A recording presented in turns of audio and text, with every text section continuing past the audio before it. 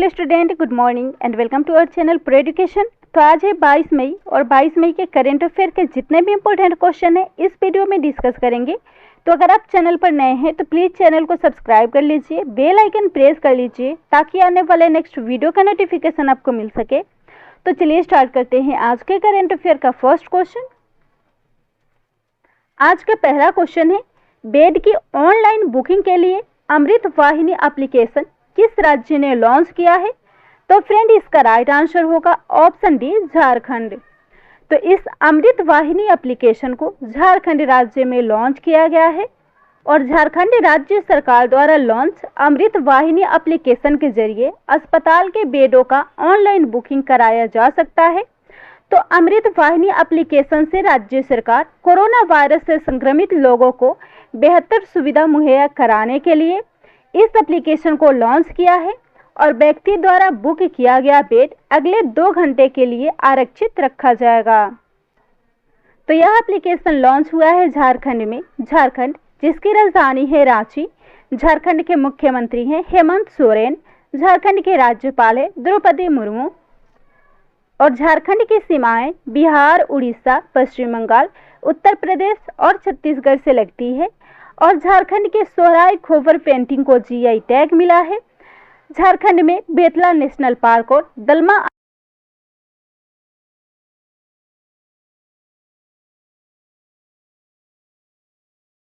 में summer campaign भी शुरू हुआ है और साथ ही झारखंड ने स्मार्ट सिटी परियोजनाओं के कार्यान्वयन की प्रगति के आधार पर भारत के 36 राज्यों और केंद्र शासित प्रदेशों में प्रथम स्थान प्राप्त किया है और इस इंडेक्स में राजस्थान दूसरे स्थान पर है और इस रैंक को आवास और शहरी मामलों के मंत्रालय द्वारा जारी की गई है, जिसके मंत्री हैं हरदीप सिंह पुरी।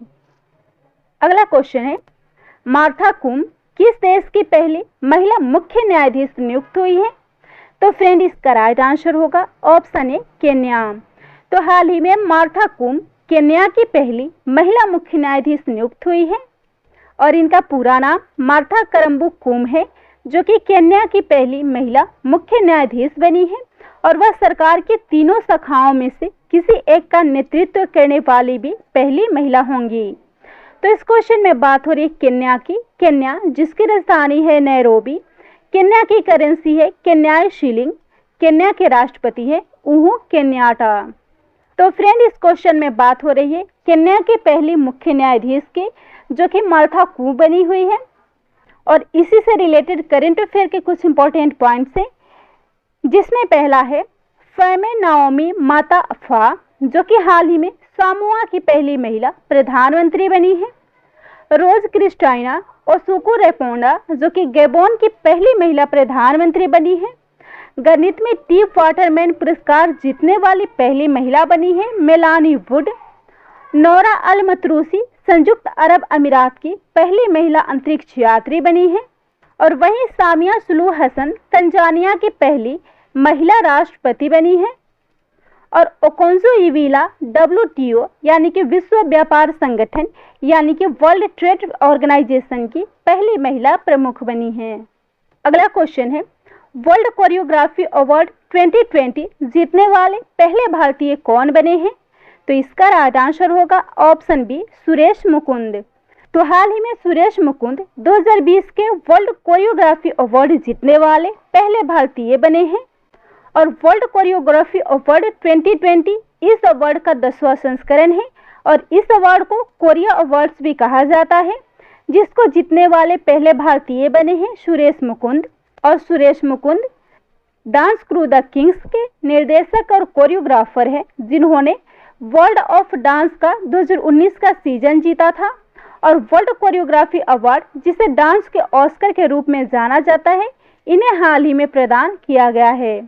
तो वर्ल्ड कोरियोग्राफी अवार्ड, जो कि प्रत्येक वर्ष लॉस एंजल्स में टेलीविजन, फिल्म, विज्ञापनों, डिजिटल सामग्री और म्यूजिक वीडियो में प्रदर्शित दुनिया के सर्वश्रेष्ठ कोरियोग्राफरों द्वारा सबसे नवीन और मूल कार्यों को प्रदर्शित करने के लिए आयोजित किया जाता है।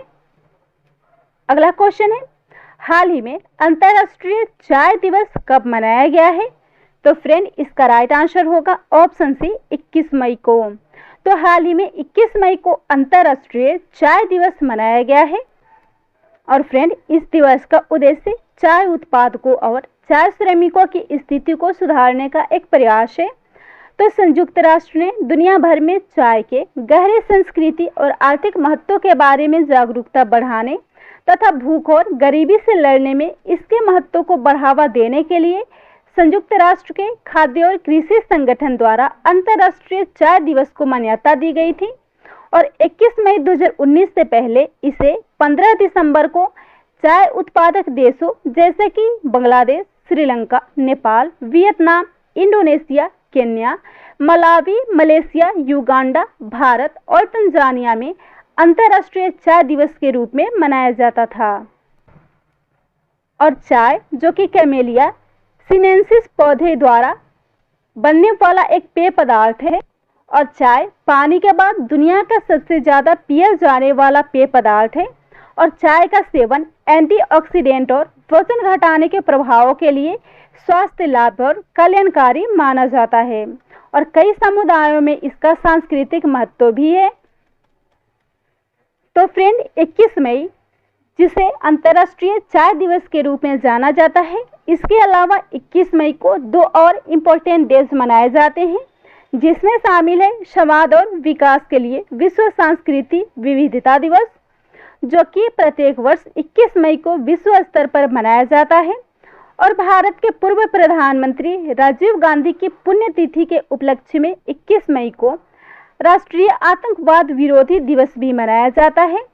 तो राजीव गांधी जो कि भारत के सबसे युवा प्रधानमंत्री थे और उन्हें देश के 6ठे प्रधानमंत्री के रूप में नियुक्त किया गया था। तो 21 मई को 3 अंतर्राष्ट्रीय दिवस मनाए जाते हैं जिसमें अंतर्राष्ट्रीय चाय दिवस, अंतर्राष्ट्रीय सांस्कृतिक विविधता दिवस और राष्ट्रीय आतंकवाद विरोधी दिवस मनाया जाता है। अगला क्वेश्चन है, पिनराई विजयन को हाल ही में किस राज्य का मुख्यमंत्री नियुक्त किया गया है? तो फ्रेंड इसका राइट आंसर होगा ऑप्शन ए केरल। तो पिनराई विजयन एक बार फिर से केरल के मुख्यमंत्री के रूप में नियुक्त हुए हैं और वे सीपीए नेता हैं जिन्होंने लगातार दूसरी बार केरल के मुख्यमंत्री के रूप में शपथ ली है।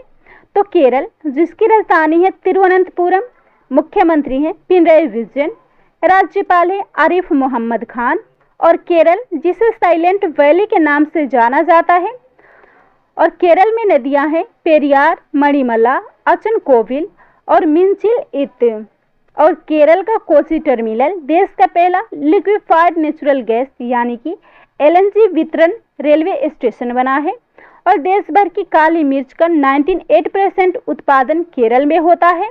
देश का पहला श्रमिक आंदोलन संग्रहालय भी केरल में स्थापित किया जाएगा और देश का पहला स्मार्ट आंगनबाड़ी केंद्र का निर्माण भी केरल में होगा।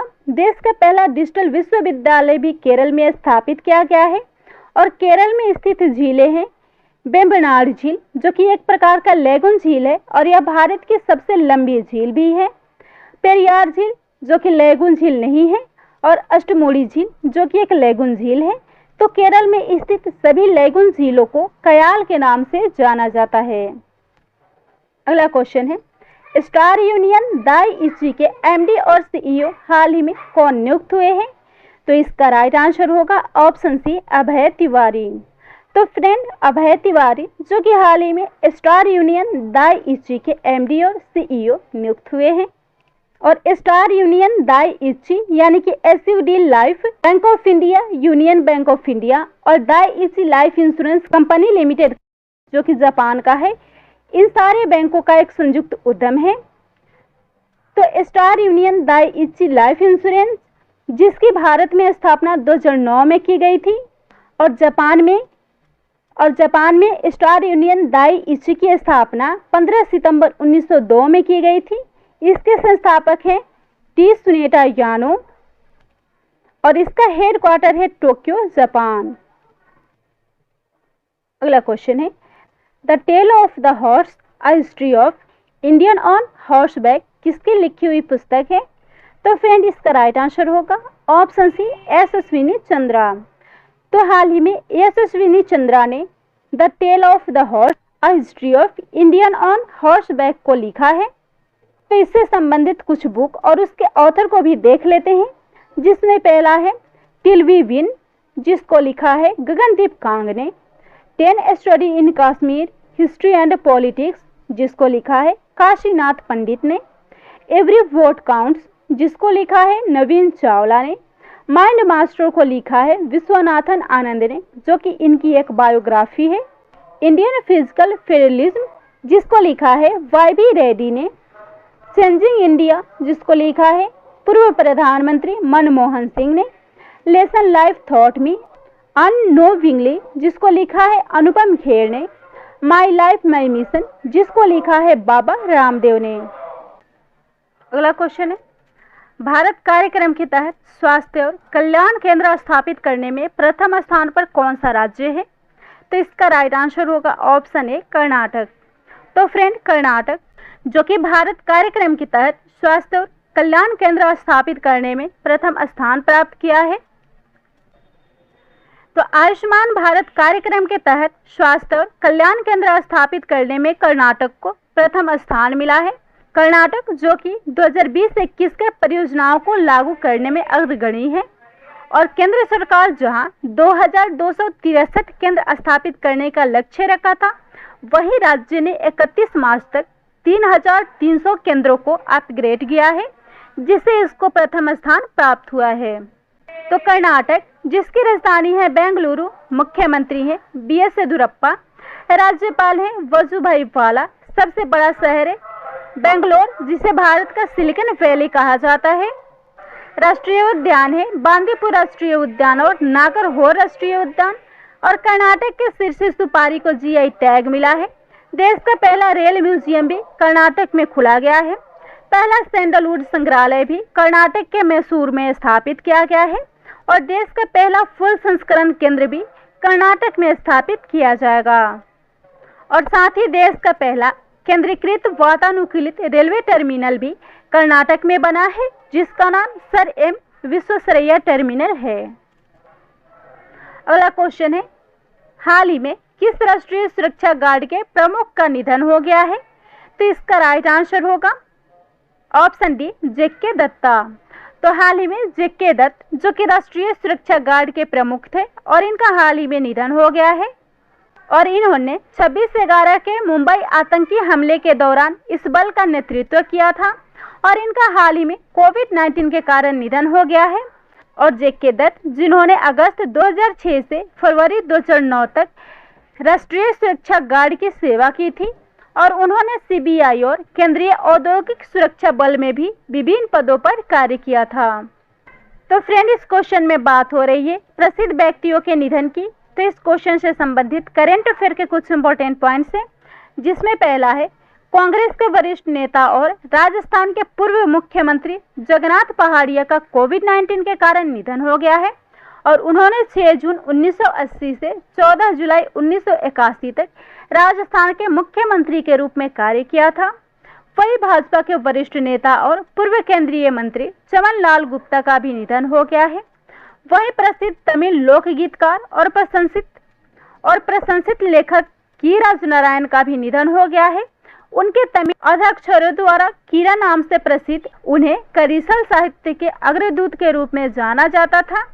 और वही इंडियन मेडिकल एसोसिएशन के पूर्व अध्यक्ष डॉक्टर के अग्रवाल का भी हाल ही में निधन हो गया है। और आज का लास्ट क्वेश्चन है, ऑक्सीजन रिसाइकलिंग सिस्टम को हाल ही में किस भारतीय सेना के द्वारा डिजाइन किया गया है? तो इसका राइट आंसर होगा ऑप्शन ए, नौसेना। तो हाल ही में नौसेना जिसने ऑक्सीजन रिसाइकलिंग सिस्टम को डिजाइन किया है और भारतीय नौसेना द्वारा मौजूदा ऑक्सीजन की कमी को कम करने के लिए इस ऑक्सीजन रिसाइकलिंग सिस्टम यानी कि ORS को तैयार किया गया है। तो नौसेना जिसके अध्यक्ष हैं एडमिरल करमबीर सिंह और भारतीय नौसेना की स्थापना हुई थी 26 जनवरी 1950 को और इसका हेडक्वार्टर है दिल्ली। तो फ्रेंड, इस क्वेश्चन में बात हो रही है भारतीय नौसेना द्वारा डिजाइन किया गया ऑक्सीजन रिसाइकलिंग सिस्टम की। और इससे पहले कोविड-19 के दौरान भारतीय नौसेना ने कोविड-19 से संबंधित बहुत सारे कार्य किए हैं, उन्हें भी देख लेते हैं। जिसमें पहला है भारतीय नौसेना ने कोविड रोगियों के मानसिक स्वास्थ्य के लिए ऑपरेशन कोजीत को लॉन्च किया है। भारतीय नौसेना ने ऑपरेशन समुद्र सेतु 2 भी शुरू किया था और भारतीय नौसेना ने गैर चिकित्सा कर्मियों को कोविड-19 मामलों में वृद्धि के कारण युद्ध क्षेत्र नर्सिंग सहायकों के रूप में कार्य करने के लिए भी प्रशिक्षण प्रदान करना शुरू कर दिया है। तो भारतीय नौसेना, जिसके प्रमुख हैं एडमिरल करमबीर सिंह, और इसी से संबंधित भारत के कुछ सशस्त्र बल के प्रमुख को भी देख लेते हैं, जिसमें पहला है थल सेना। तो थल सेना प्रमुख है जनरल MM नरवणे। वायुसेना प्रमुख है air chief marshal RKS Bhadauria. BSF के महानिदेशक हैं राकेश अस्थाना और ITBP यानी कि इंडो तिब्बतन बॉर्डर पुलिस के अध्यक्ष हैं SS देशवाल। वहीं SSC यानी कि सशस्त्र सीमा बल के प्रमुख हैं कुमार राजेश चंद्रा। केंद्रीय पुलिस रिजर्व बल के प्रमुख हैं आनंद प्रकाश माहेश्वरी और भारतीय तटरक्षक बल के प्रमुख हैं के नटराजन। तो यह था आज के करंट अफेयर का टॉप 10 इंपॉर्टेंट क्वेश्चन। वीडियो पसंद आता हो तो वीडियो को शेयर कीजिएगा, चैनल को सब्सक्राइब कीजिएगा।